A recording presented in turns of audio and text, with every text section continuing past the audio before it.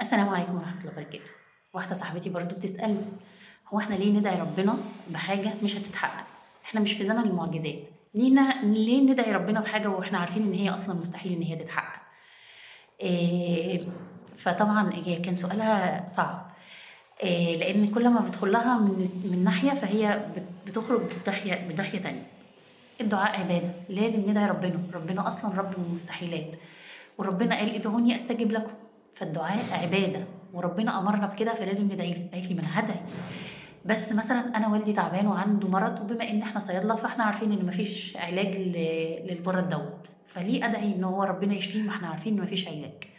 طيب طب ما أنا هادعي، بس هادعي إن ربنا يشفيه، ربنا يجعله في ميزان حسناته، ربنا يا رب يصبّره ويلطف بيه ويقدّرني على إني أخدمه وآخد بالي منه وأرعاه كويس.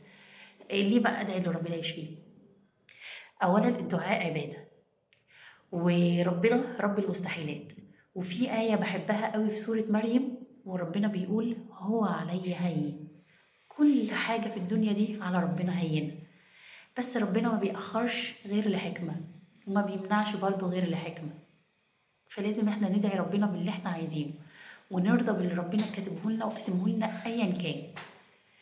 طيب من هنا لهنا ربنا هداني والهمني ان انا اقول لها، بما انك صيدلانيه، احنا مش عارفين ودرسنا ان في اوبئه كانت زمان بتيجي وبتموت مدن بحالها، قرى بحالها كانت بتفنى. لو انت رحتي للناس في الوقت ده وقلت لهم ان بعد كده العلم هيتطور وهيبقى فيه علاج للادويه دي، حد كان هيصدقك؟ اكيد لا.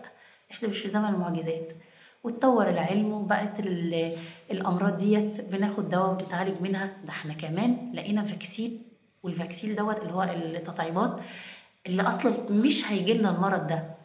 فربنا قادر على كل شيء، احنا علينا ان احنا ندعي وننتظر، ولو ربنا ما اجابش دعائنا فكفايه ان احنا عشنا مدة وإحنا محسنين الظن بالله وعندنا يقين بالله، ودي في حد ذاتها عبادة. أتمنى أن أكون أفدتكم، ولو حد عنده نفس السؤال أتمنى تكون وصلته الإجابة.